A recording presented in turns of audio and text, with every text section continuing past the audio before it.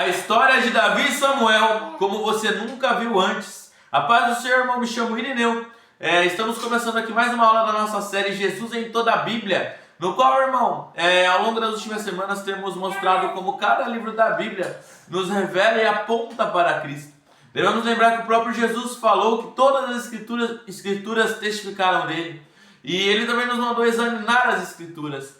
Portanto, irmão, o que nós queremos aqui é ampliar a sua visão, para que você possa de fato enxergar Jesus na Bíblia Sagrada. E o livro de 1 Samuel é um livro muito impactante, um livro que muitos de nós conhecemos, porque conta a nós a história de Samuel, a história de Saul e a história de Davi.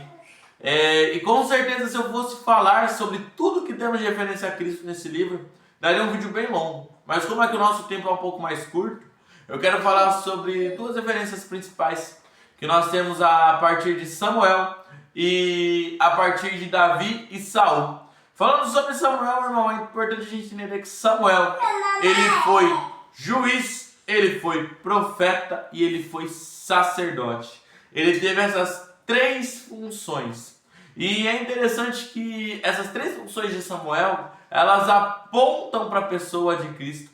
Porque assim como Samuel foi juiz, Jesus ele é o juiz de toda a humanidade. Assim como Samuel ele é sacerdote, Jesus ele faz o papel de sumo sacerdote intercedendo por nós diante do Pai. Assim como Samuel foi profeta, Jesus foi aquele que tinha sido prometido um profeta maior do que Moisés. Jesus também ele teve um ministério profético durante o tempo que ele esteve na terra. Então, esse ministério triplo que Samuel teve, ele nos aponta também para o ministério triplo de Jesus.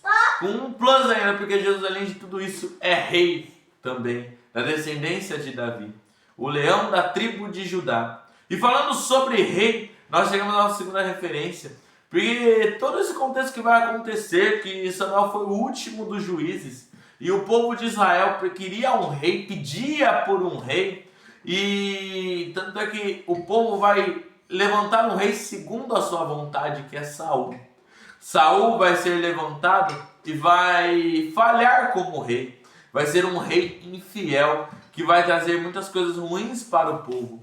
E aí Deus vai levantar um rei segundo a vontade dele, o homem segundo o coração de Deus. E aí Deus vai levantar Davi como rei. Davi, no qual virá a promessa que da descendência dele viria o Messias, o famoso descendente de Davi.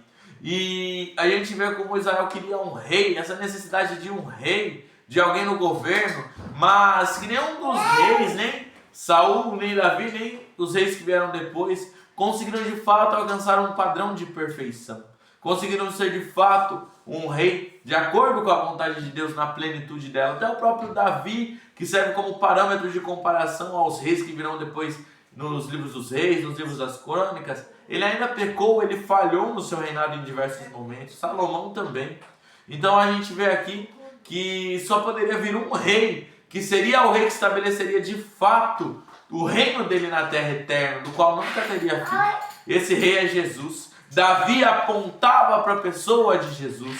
Jesus é o rei definitivo, o qual veio, ele abriu o reino aqui para nós, o reino dos céus, o qual já se faz presente nesse mundo, mas quando virá na segunda vinda, será a consumação. E aí nós estaremos com ele lá na eternidade, o qual ele reinará para sempre, e o seu reino nunca terá fim. Irmão, é isso nós conseguimos ver como as escrituras do início ao fim elas apontam uma única história, apontam para Cristo. Então permaneça fiel a Ele, irmão. Não ligue para o que as pessoas falam, pessoas às vezes que não entendem nada de Bíblia e querem desvalorizar as escrituras.